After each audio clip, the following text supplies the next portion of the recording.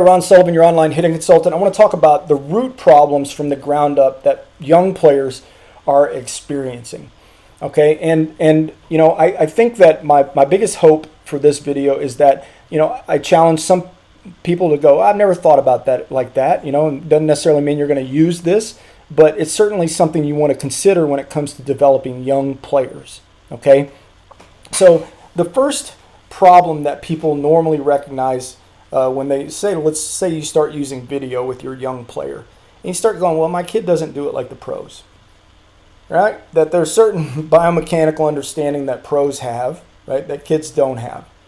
And I want to challenge you to be better about looking at root problems, right? The foundational problems first, and then certainly there will be room for advanced biomechanical understanding. So let me go to this. So when I first started, when somebody says, hey, what's a good legs drill back in the day, no matter what age the kid was, right, I would say, well, you know, players really have a difficult time understanding that the back knee triggers the hips, right? And so many of you will know, right, from if you followed me on YouTube at all, that I used to have a video on YouTube talking about this so-called trigger. The back knee does something that activates the hips.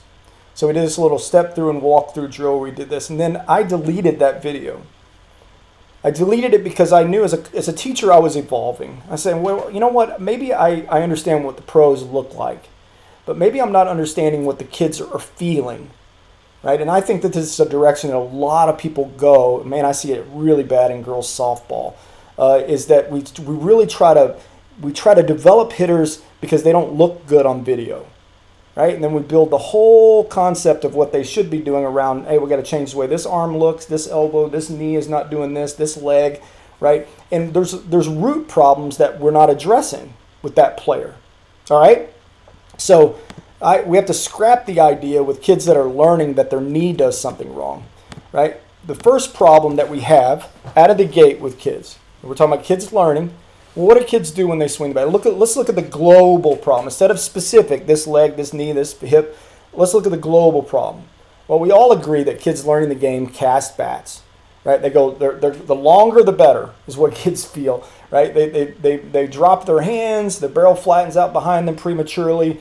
You see the kids instantly move the bat backwards. Many of you have experienced drag issues. Well, these are all beginner patterns. We like to look at these things as mechanical flaws, but they're all beginner patterns, kids learning the game. If you think hitting is take the big long stick and move it around space, then those are the mechanics for moving the barrel around space, okay? And so what do we take from that? Well, that's what kids think hitting is. So from the ground up, what's the problem now? Well, we know that in order to support that range of motion, right, kids are going to do some squirrely things on top of the ground to support the misdirection and mismanagement of where they're throwing the energy.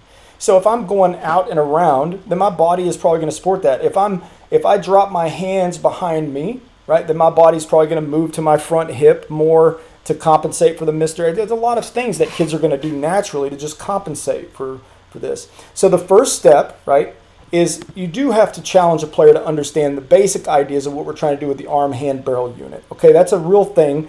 If you know, when you're learning the game, you know, the body typically is going to support good ideas, right? And when you're working short and efficient, and that's what players need to learn in the beginning, regardless of your philosophy on hitting, fundamentally kids need to learn, what does it mean to work short and efficiently? Well, from the ground up, your body is going to support that range of motion much better than if you're just trying to cast the bat out and around, right?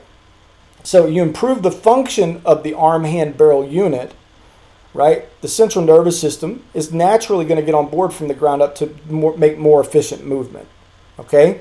So you do have to put some time into that. I apologize, this video is not about that, but people know in my Fundamental Perfection program, we work on isolation drills in the very beginning to try to set the tone. All right, here's everything you think about hitting with the arm hand barrel unit is wrong. Let's work in this direction. And then eventually we've got to get them to their feet. And I do what's called a lot of dynamic balance swings.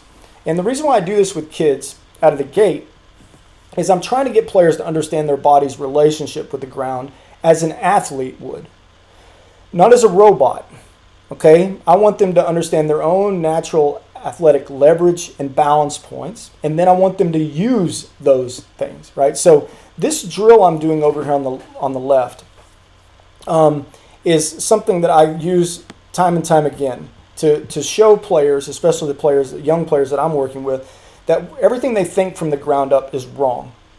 Okay? Number one, every player that starts doing this drill, or when you first have them do a dynamic balance swing in general, the first problem is, and dynamic balance, by the way, there's no pre-swing movement, no load, no timing move. Some people call this a launch position swing, I guess. I don't know. But what I'm trying to get players to do is just turn the swing from that point. Okay? And what kids are going to naturally do at first is they're going to move weight to the ball socket of their front hip. Now, everybody's probably going to have a little bit more weight against their front side when they hit, okay?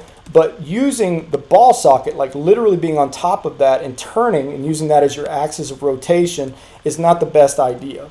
So what I want to do, almost as an exaggeration here, is I want players to learn in a drill like this that the turn is very symmetrical, right? So we give them a equilateral triangle as the base, arch to arch, inseam to inseam, same distance, right? And I try to get them to feel like they're turning from the middle of their body, right? Because of what kids do. Some kids are turning on the back of on their back hip. Some kids are turning on their front hip. I want them to feel the beginning stages of what it means to hit against your front side, right? On top of your front side is not against, right? So the first steps in learning to be against your front side is learning where the turn can be more efficient, okay? So I'm going to give you 3 checkpoints in this drill that I work on with players. Now, again, notice there's no bat.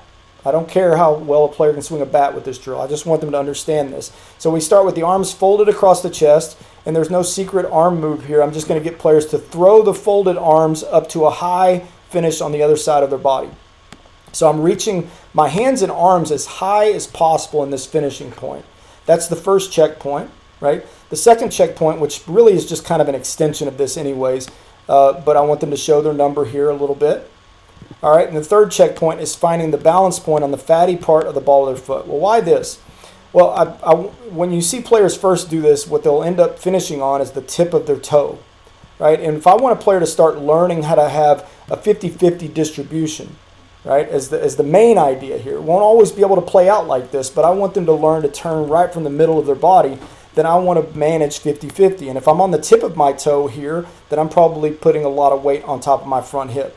If I can stay in the fatty part of the ball of my foot, I'm probably maintaining 50-50 on both sides. Okay? Now, let's go one step further. Why would something like this be a good idea? Well, number one, getting players to finish with their arms and hands extended as high as possible on this side of their body, right, forces a feeling that no kid feels when they're learning the game. In terms of balance and leverage points, no kids feel this. What they feel is side to side. They're all really good at moving side to side on top of the ground and around on top of the ground. Finishing at this point with your arms and hands extended as high as you can this side forces counterbalancing from the ground up. I want to introduce, I'm not solving the problem of the lower half mechanics here, right? I'm introducing the player, right, to counterbalancing from the ground up. Really important because it is the exact opposite of what kids do when they're learning the game. Right, so I want to address that. And again, by finishing on the ball of the foot, I maintain a balance point here. So what I do with a drill like this, right, is I build understanding for the player. I tell players, this is my expectation from the ground up from you as an athlete. And this, believe it or not, is the building blocks, in my opinion, if you want to develop lower half so-called biomechanics that you see in a professional athlete.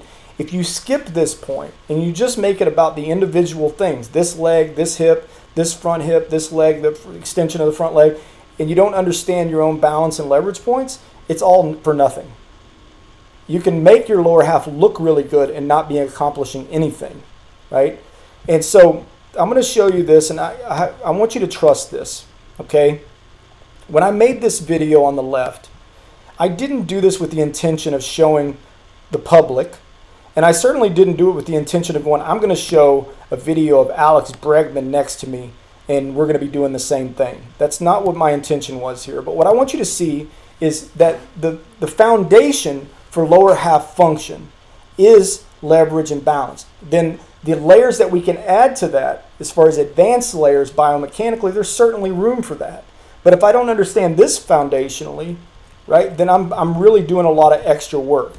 right? And so you can see that Alex Bregman in this environment is not thinking about doing something with his legs and hips, right? This is just a balance and leverage point to support rotational movement. That's what he's doing. He's got perfect balance and leverage from the ground up. Now, if you listen to his coach, right, which I love listening to this dude talk, when he talks about hitting, and he's been with Bregman since he was a teenager, and somebody asked him in a question and answer, so is it all in the hips? And he kind of snickers a little bit and he goes, no, we don't work on that. He said, you give athletes athletic things to do, they're going to perform athletically. But if you give, he didn't say this, I'm adding this, if you give them robotic movement, it's not going to be athletic at all. You're going to bypass that completely and teach them to be a robot, right? And that's not what you want, especially from the ground up. You want them to understand basic ideas. And I'm telling you that good athletic leverage and balance point understanding will accomplish at least 75% of the problems that you see with kids, right? This is the understanding that you want to build, right, as a building block. And I assure you this, you do this feeling over here, and I'm not talking to the parents that'll go out and do 20 reps and then throw BP to see if their kid's lower half change. Those guys will never be helped. But people that understand that development is a process, right? And what I'm going to do regularly is I'm going to give players understanding of how their body works from the ground up in a rotational movement. You put a bat in this player's hand, over time, you're going to see that their body is going to act athletically. You don't have to tell them that their knees are pinching together or that their back foot is supposed to do what Bryce Harper's does, right? These players will perform. Now, I will say this, right? And please understand this, that the ideas that you'll hear online, typically about the biomechanics of the lower half, they're not necessarily wrong, but they're not necessarily pointing to the foundational or root problems that you see with kids. If you treat kids like athletes, and you give them athletic understanding of the basic ideas you're trying to accomplish, you're going to see that your kids are going to perform more efficiently. You're going to see that, more importantly, they're going to perform like athletes instead of robots. Ron Sullivan, your online hitting consultant. Thanks.